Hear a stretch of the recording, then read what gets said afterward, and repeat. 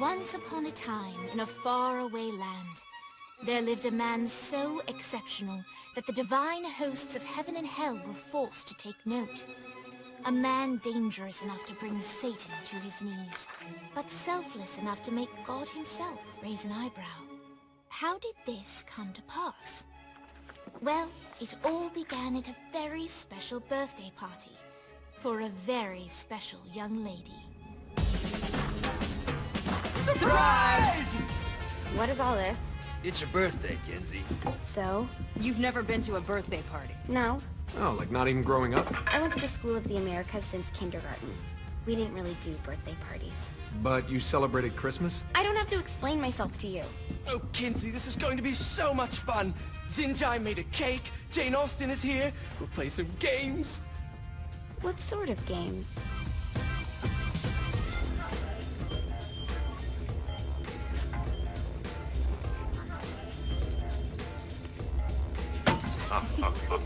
So you celebrate birthdays by trafficking with spirits? It's spooky and fun. It's a bunch of letters. It's tradition. Every slumber party has to involve a spirit board. Slumber party? How's it work? We ask it a question, and the spirit of the board will reveal the answer. How? Yeah, someone pushes the pointy thing to wherever they want. Wait. Can we go back to you and your slumber parties? No time. All right. Everyone put their hands on the cursor. Cursor. I feel the magic already. All right. Will the President/God Emperor for life ever choose a partner to reign alongside them? No. Ooh, someone's getting married. Shut up, Matt. Who will tame the president's wild heart? What are you guys trying to spell? I'm not moving it. That's the spirit, Kinsey. I'm serious. I'm not moving it either. Neither am I. Jezebel? Who the fuck is...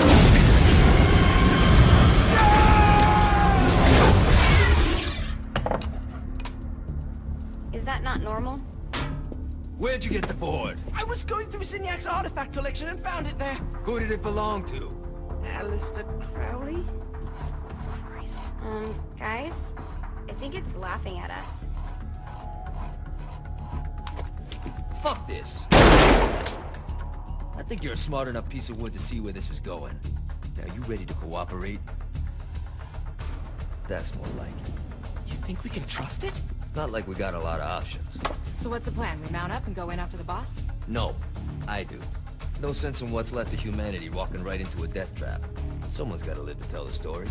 That's a stupid plan, Johnny. I'm leaving you in charge. Hell of a plan, Johnny. Are you serious? I'm coming too. Are you kidding me? How do you plan to come back? I try not to sweat the details. You need someone with you that does. No. It's my birthday. Fine. Alright then. You know where my friend is?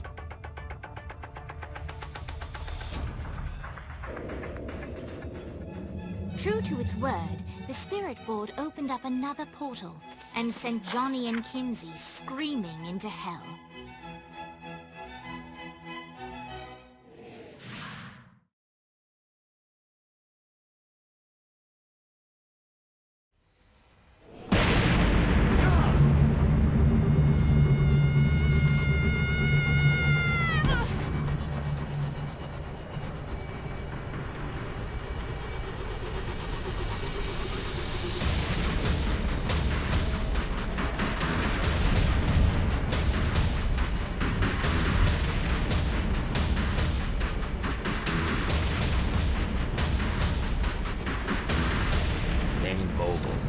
Ultor's behind this, I know it. Ultor and the Saints haven't been enemies in years. The reason was the boss was kind of fucking crazy back then. That's a fair point.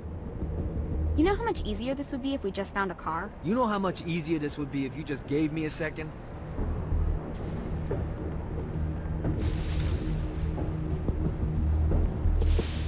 Alright, now how are we gonna find the Ultor building? Biggest building down here, giant Ultor sign on it. I don't think this is a problem. I'll buy that.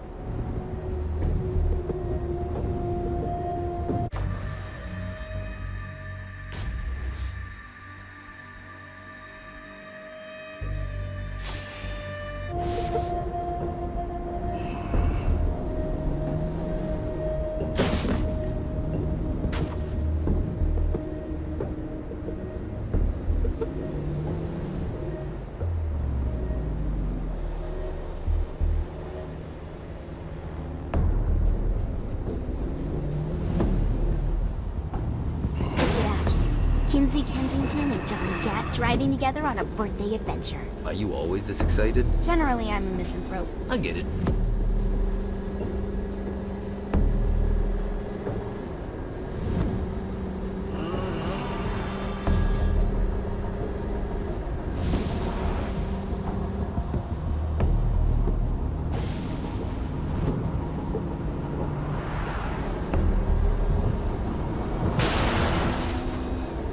This is hell. Not as bad as I thought. It kind of reminds me of Steelport.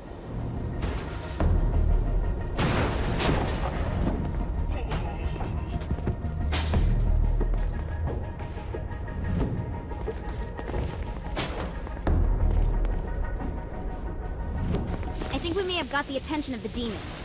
How do we want to handle this? We handle it by killing demons.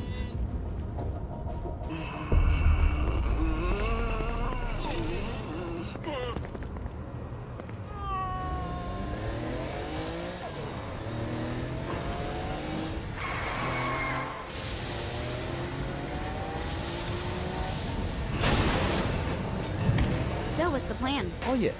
I'm gonna shoot him in the face unless he gives us the boss back. What if Dane doesn't have the boss? I'll probably still shoot him in the face.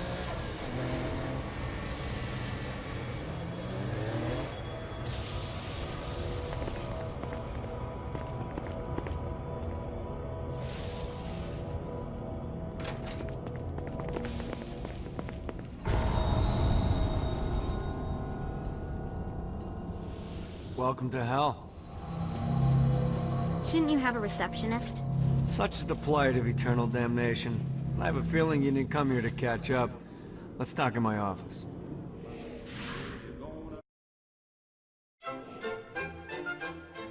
Not even death could stop the enterprising Vogel, who wasted no time in setting up an Ultor branch in the bowels of hell.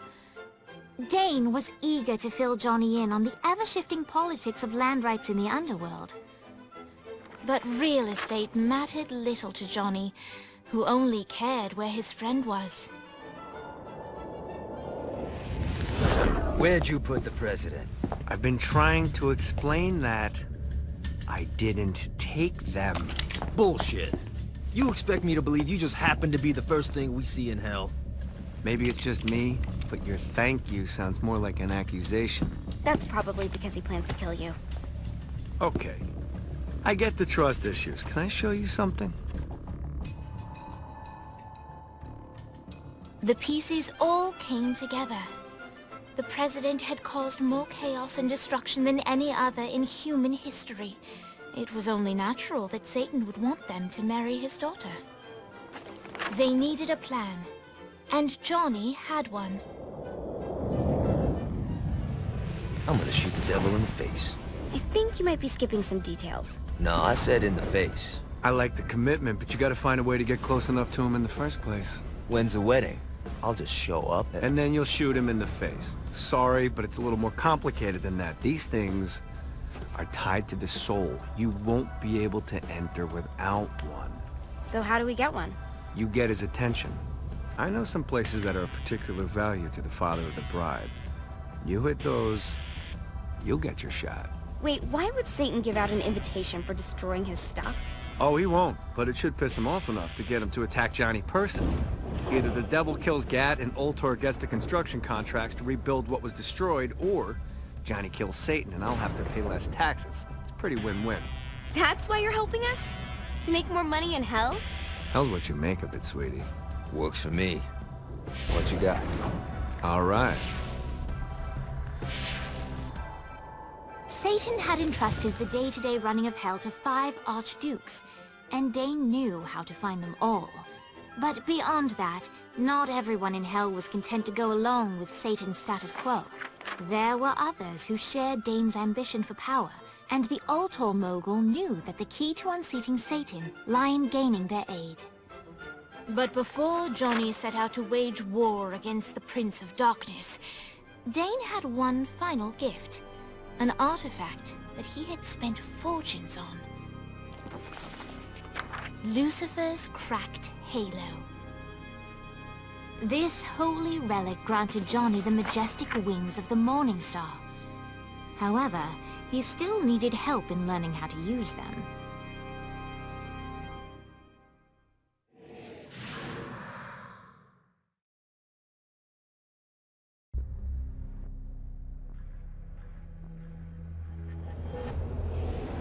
Alright, you got me out in the sticks, now what? Would it kill you to show a little excitement? You're about to experience angelic flight, for Christ's sake. Dane. Someone needs a nap. Just collect. Great. Now you should have...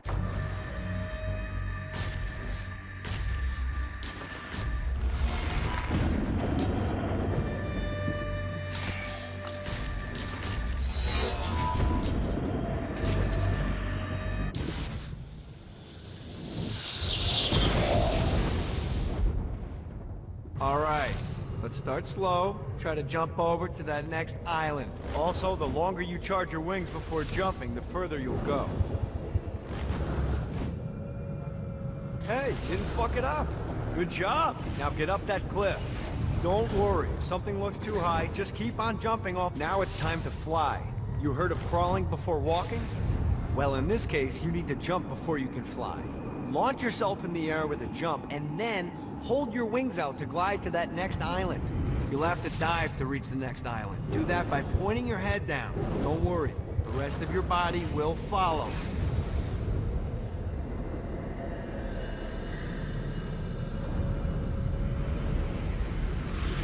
I put a shiny flap orb out in front of you. Collect the orb, and your wings will flap to gain speed.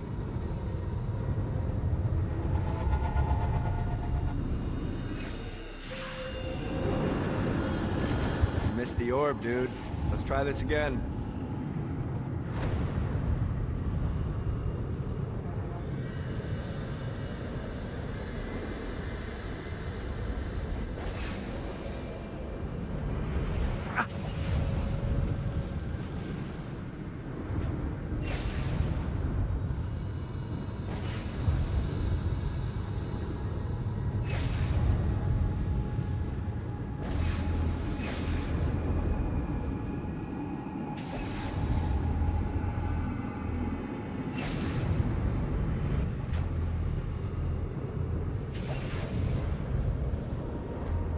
All right, now try flapping those wings on your own.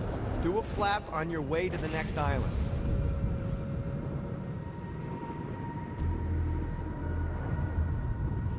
Gotta pick it up. The exact opposite of diving is climbing. Climbing will slow you down and eventually cause you to stall. And trust me, stalling sucks. You can flap while gliding to gain additional speed. So the faster you're going, the... All right, time to take the training wheels off for the final lesson. Flying takes stamina. If you run out in midair, you are going to drop like a rock. A stupid, stamina-less rock. Let's get you back to the old tour building. I want to run through all the stuff you can do to hurt Satan. Sure thing. See you soon. Here's the deal. If you want some FaceTime with Satan, you need to get his attention. Now, Satan hates being challenged, so anything you do to undermine his control is good. Fraud, mayhem, shooting demons in the face, anything. You can keep track of Satan's wrath with this handy meter. Get it high enough and you'll be having drinks with Big Red in no time. I've compiled a list of shit to do, so take a look and do whatever sounds fun. Oh, one more thing. We have some potential allies down here. Trust me, you want to impress them.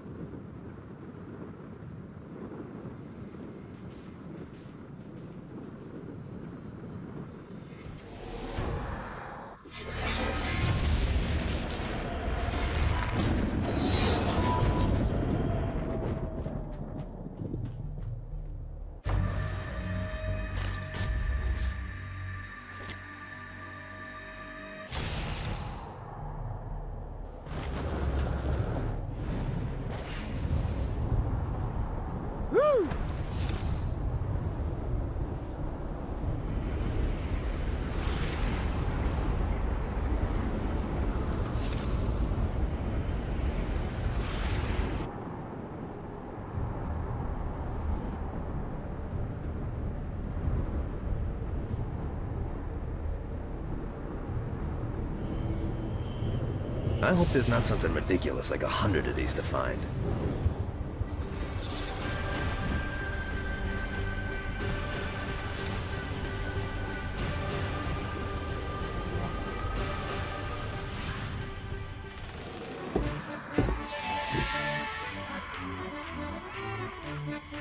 abandoned ship!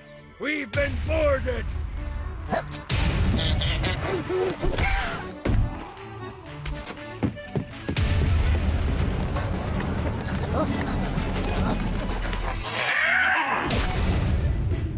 Get these damn things off my ship!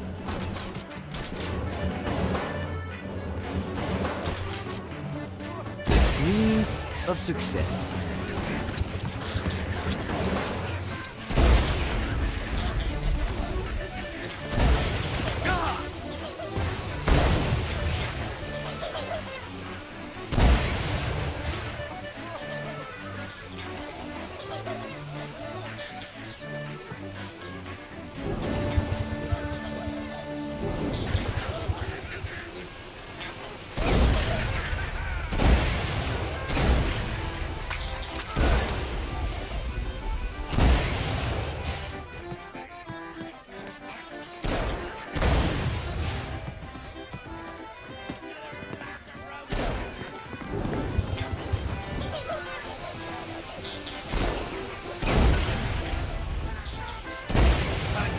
Fantastic work!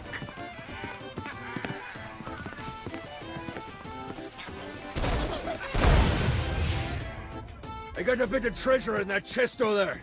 The weapon you find inside may help with our little imp problem.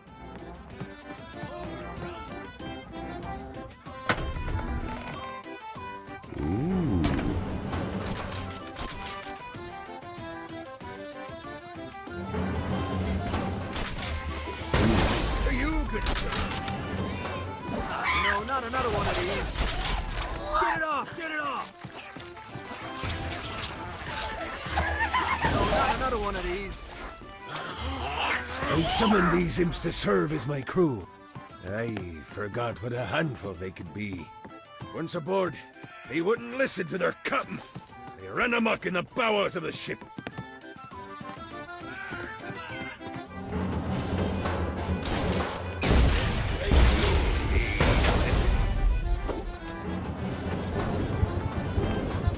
Fighting little bastard. No, not another one of these. Good God, there's...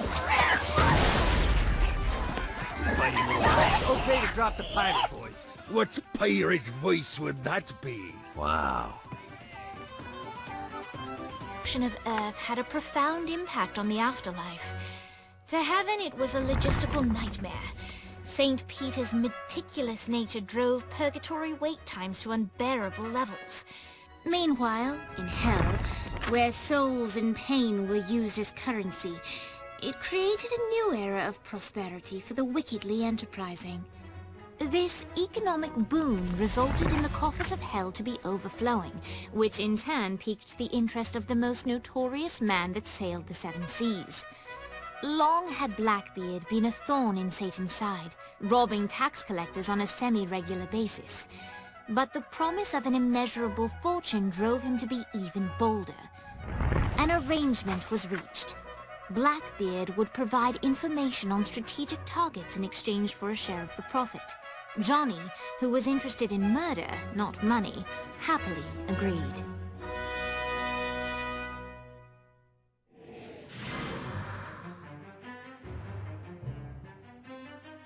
I grant ye the ability to summon my crew whenever they're needed.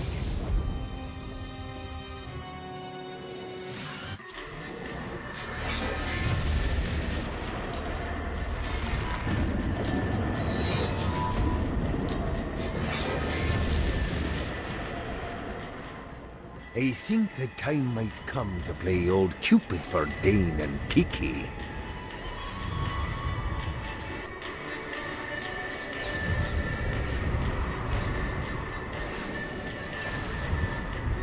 God, this feels good.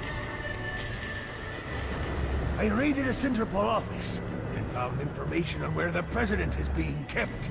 Evidently, they've been trapped in some sort of soul crystal inside Satan's palace. Breaking in is an impossibility.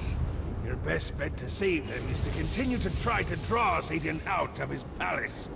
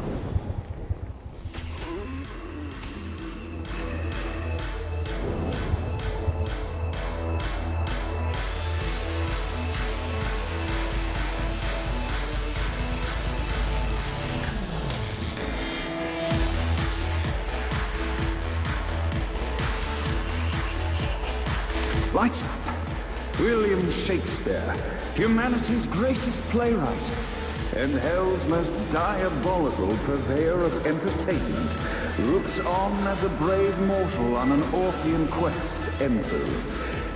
The bard's interest is piqued, and he looks to test his visitor's mettle.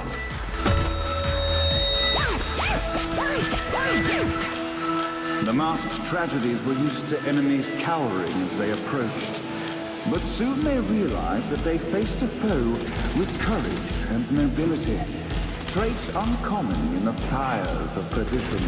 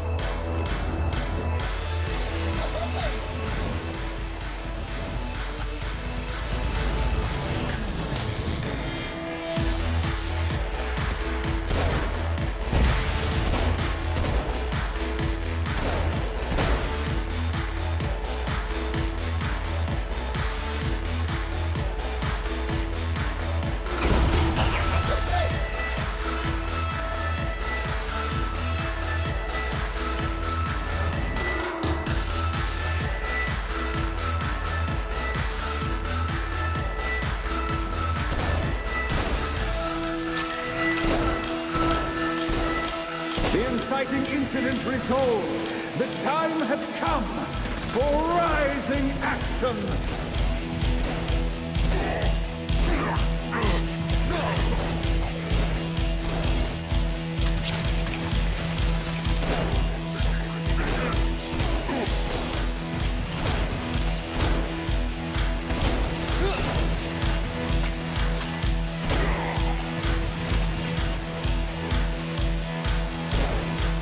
The battle raged on below, and as bullets and blood flew, the bard arched a curious eyebrow. Could this mortal be the exact thing that Shakespeare needed?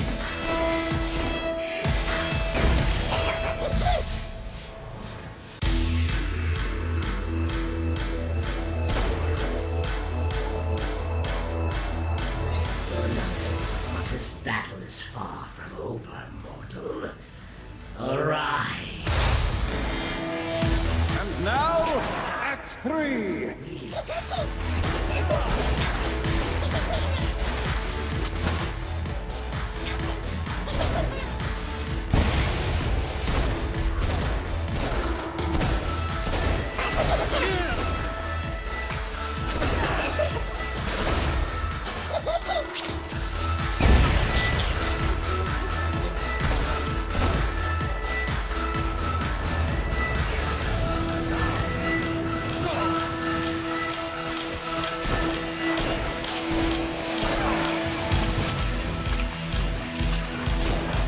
The conflict resolved, Shakespeare eagerly awaited meeting the champion that dispatched so many of his men. Undoubtedly, they were here for the bard's aid. And while happy endings were not a thing found in hell, Shakespeare always had a soft spot for comedies. In the land of the living, William Shakespeare is regarded as one of the most prolific playwrights of all time. However, to the denizens of hell, the bard is seen in a far different light. After selling his soul for fame and adoration, Shakespeare served in hell as Satan's spy master general. In doing his duty, Shakespeare would punish the souls he was investigating by forcing them to perform in grotesque passion plays for Satan's amusement. But in a Twelfth Night-esque twist, Shakespeare found himself living a double life. While he projected an image of cruelty, his heart was as soft as Jezebel's. In secret, he would tutor her on the classics and act out the works of his mortal days. When Satan found out, he cast Shakespeare out of the palace, believing that the poet would be tormented by the populace of hell, far out of Jezebel's sight. But Satan had not counted on the bard's cunning. Embracing his persona of master torturer, Shakespeare and his followers, the tragedies, took root in the entertainment district, biding their time for revenge.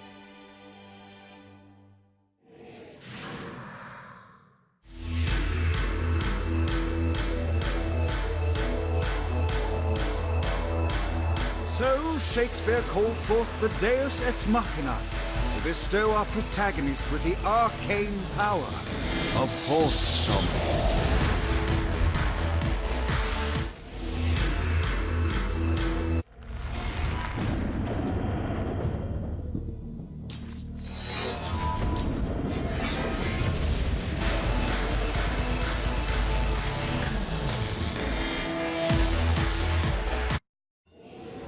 Lights up.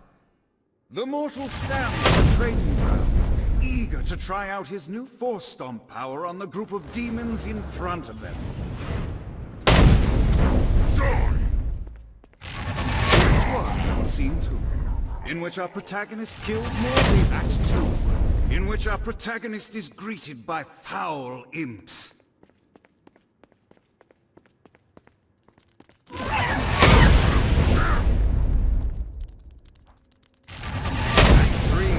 In which our protagonist learns that Force Stomp even works on flying enemies, enabling them to remove a Dark Inciter's shield before shooting them to death with bullets. There is also a Feels good.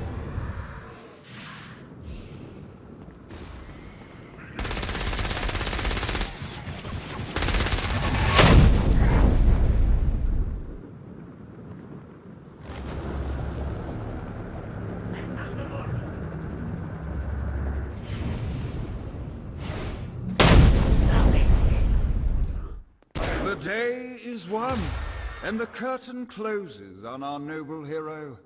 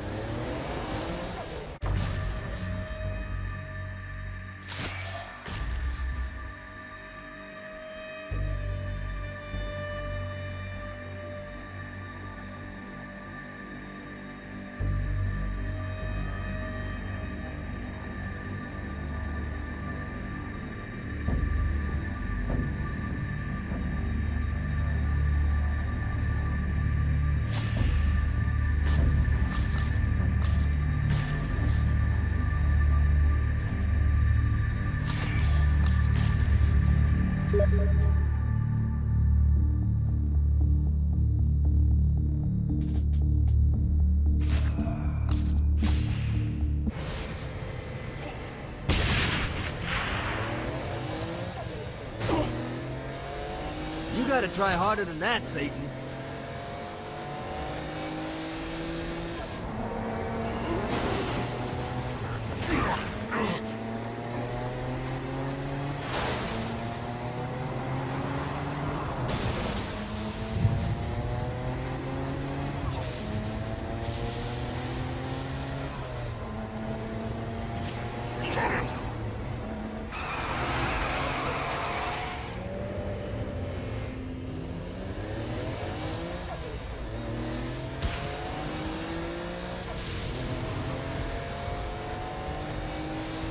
Note to self.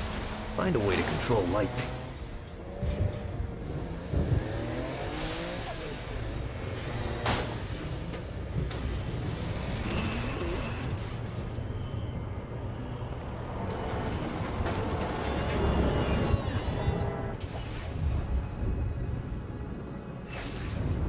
Gotta pick it up.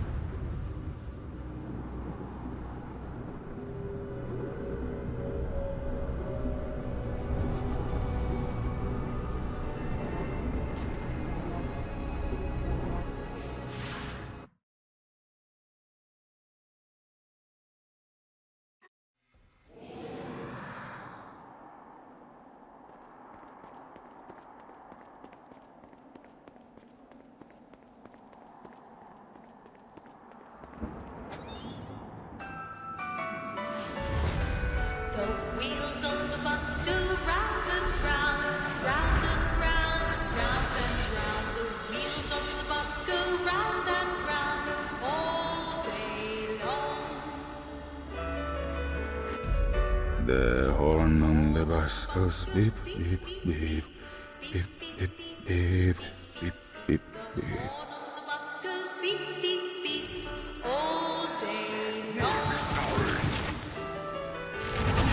You think I'm scared of you? What, if they wanted to torture you, why'd they use the short version of the song? This is the short version. Oh yeah. The wipers on the bus go swish, swish, swish. The hobo on the bus goes heh, heh, heh. My mom had like 80 of them.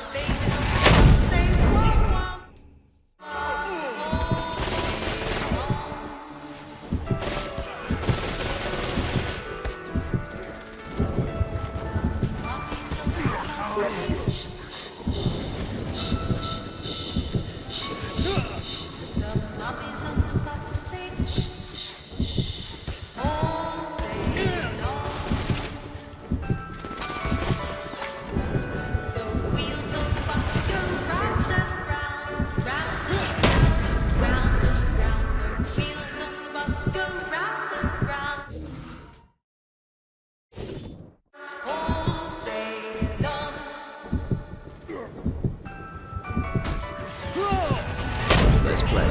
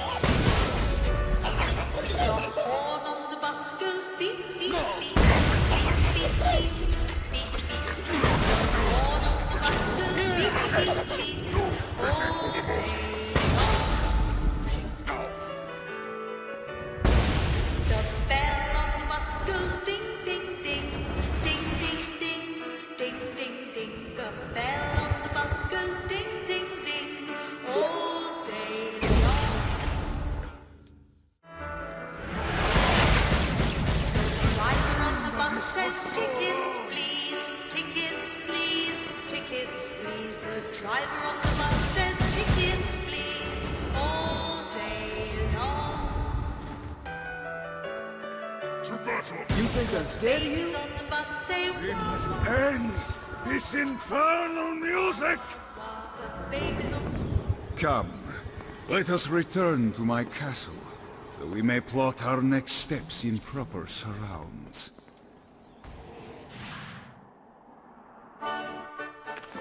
Johnny led Vlad back to his castle, which since his incarceration became a haven for frat parties and squatters. But the systematic impaling of trespassers would have to wait. Vlad was a man of his word, and was eager to provide intel that could aid in hobbling Satan's armies.